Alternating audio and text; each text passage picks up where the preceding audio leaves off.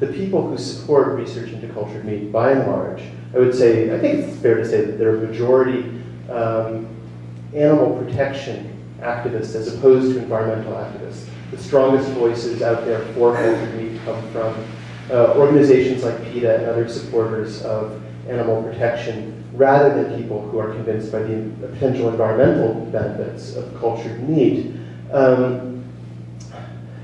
The argument often made is that laboratory-grown meat, whatever we call it, has a moral benefit. And those scholars who are working on this are trying to schematically trace it as an ethical project that, even though it doesn't exist yet, people can rally around, much as they rally around various forms of locavorism or vegetarianism, etc. Now, one of the mean questions that I like to ask is really whether or not cultured meat is a horribly cynical project in the following sense.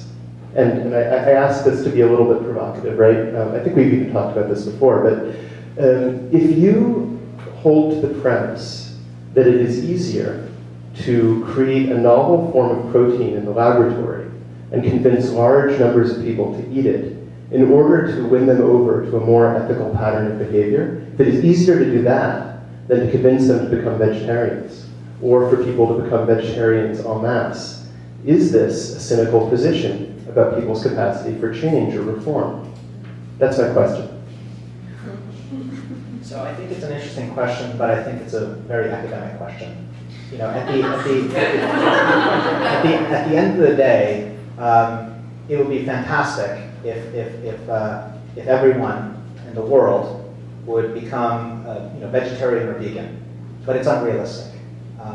And you know, I would call myself an aspiring meat producer. I try to eat less meat, and I think there's a big part of the population that falls into that category. But to expect a kind of a widespread behavioral change on a global scale that is needed to kind of stave off the environmental catastrophe that we're hurtling towards is unrealistic.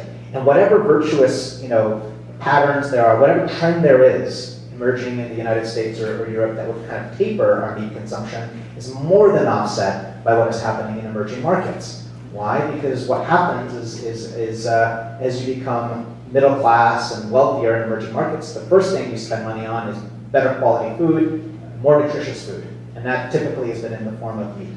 So it's an